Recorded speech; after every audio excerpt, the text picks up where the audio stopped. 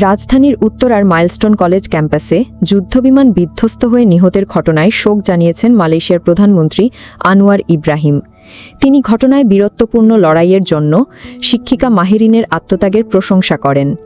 Facebook পেজের এক পোস্টে আনোয়ার ইব্রাহিম লেখেন, ঢাকার একটি স্কুলে যুদ্ধবিমান বিধ্বস্ত হওয়ার খবর শুনে বাংলাদেশের মানুষের জন্য হৃদয় ভেঙে গেছে তার। বহু প্রাণহানি ঘটেছে, যাদের অধিকাংশই শিশু। আহত হয়েছেন আরও শতাধিক। এ মর্মান্তিক দুর্ঘটনায় নিহতদের মধ্যে ছিলেন মাহেরিন চৌধুরী, একজন শিক্ষিকা, যিনি সাহসিকতার সঙ্গে তার শিক্ষার্থীদের নিরাপদে সরিয়ে নিয়ে যান এবং এরপর ধোঁয়া ও আগুনের মধ্যে আরও শিক্ষার্থীকে বাঁচাতে ফিরে যান। তার এই অসীম সাহস ও আত্মত্যাগ কখনো ভোলার নয়।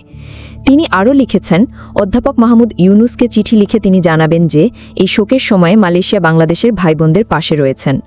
আনোয়ার ইব্রাহিম বলেন, আমরা প্রতিটি দানহানিতে শোকাহত এবং প্রতিটি ক্ষতিগ্রস্ত পরিবারের সঙ্গে একাত্মতা প্রকাশ করছি।